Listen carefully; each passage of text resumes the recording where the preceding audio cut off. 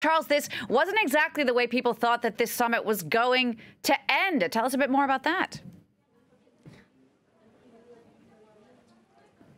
Absolutely, Jeannie. Definitely a twist ending for this summit, especially considering how it started on Wednesday here in Hanoi, where there was definitely a bit of a party atmosphere in the Vietnamese capital, with crowds of onlookers sort of like crowding in front of the hotels of the two leaders in order to sort of catch a glimpse of either Donald Trump or Kim Jong Un, and the leaders really enjoying the limelight and enjoying also the time they had with the foreign media as well, with a handshake photo op where both leaders answered a few short questions from Western outlets, including Kim Jong Un, which is historic in its own right. Kim Jong Un speaking to foreign reporters, answering questions of American reporters.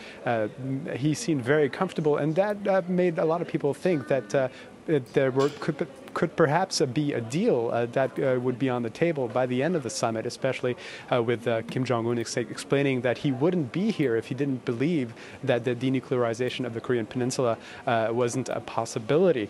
But then things went totally in a different direction by the end of the morning, around midday this Thursday, in their final bilateral meeting, extended bilateral meeting, that was supposed to then lead to a joint lunch.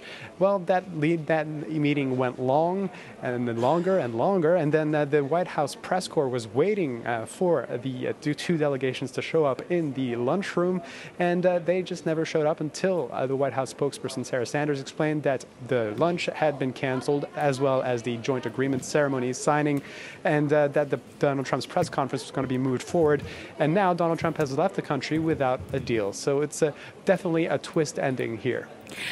Charles, at the press conference that was held not long ago, there was just the U.S. President, Donald Trump, at the podium. Have we heard anything from Kim Jong Un or the North Koreans since these talks broke down just a few hours ago?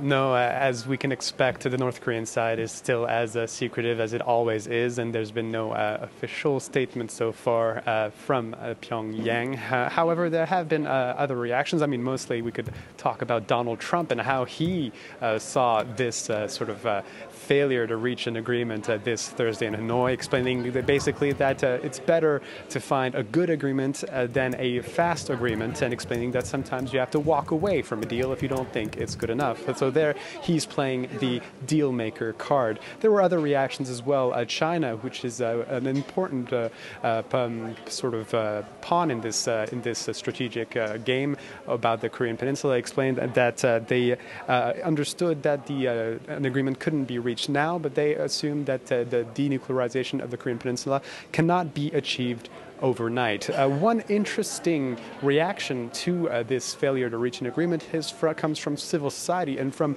the NGO called ICAN, the Campaign Against Nuclear Weapons, which won the Nobel Peace Prize in 2017 for their advocacy against nuclear weapons.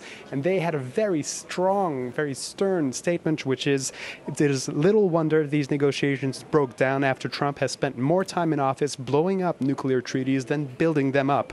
The failure of these talks is further evidence that denuclearization of the Korean Peninsula cannot be left with these two temperamental men. Charles, thank you for that. Charles Pellegrin there reporting for us from Hanoi.